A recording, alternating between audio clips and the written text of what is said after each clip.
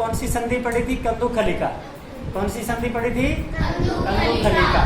ठीक है ना, वो हमारे कंधे और कूल्हे में पाई जाती है। कहाँ पाई जाती है? कंधे और कूल्हे में। आज हम दूसरी संधि पढ़ेंगे एक और, जिसका नाम है दुर्हागर संधि। कौन सी संधि?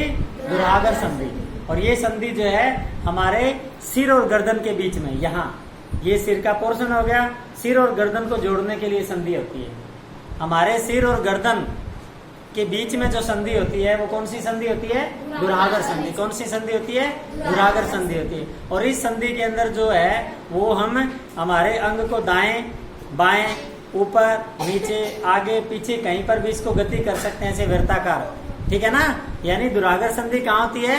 सिर और गर्दन को जोड़ने वाली संधि को कौन सी संधि कहते हैं? दुर्हागर संधि। जैसे गर्दन है ना, ये दिख रही होगी सबको, ये गर्दन और सिर का पोर्शन जो यहाँ ज्वाइंट है, यह संधि है। कौन सी संधि है? दुर्हागर संधि है। और इस संधि के अंदर हम अपने अंग को जो है ना वो इस तरह से इस साइड में ऐसे पीछे ऐसे आगे आसानी से गति करवा सकते हैं। तो दुर्हागर संधि के बारे में पता चल गया। अब हम एक और प्रकार की संधि पढ़ेंगे जिसे हम हिंज संधि कहते हैं। क्या कहते हैं इसे? हिंज संधि, जिसका दूसरा नाम है कब्जा संधि। कौन सा नाम है? कब्जा संधि। ठीक है ना, और इस संधि के अंदर जो है वो सिर्फ एक ही दिशा में गति होती है। कौन सी दिशा? कितनी दिशा में? सिर्फ एक ही दिशा में गति कर सकते हैं।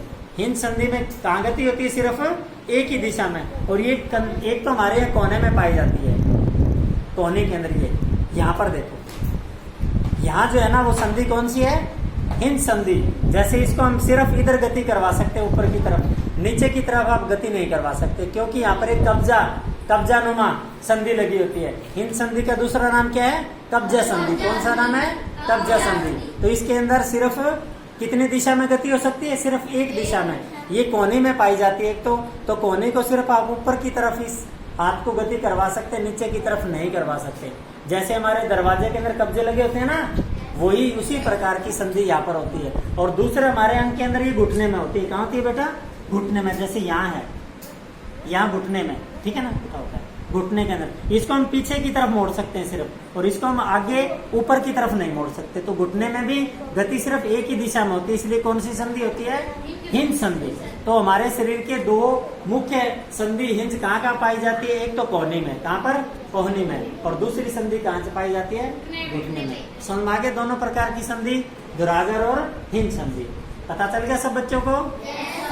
Thank you.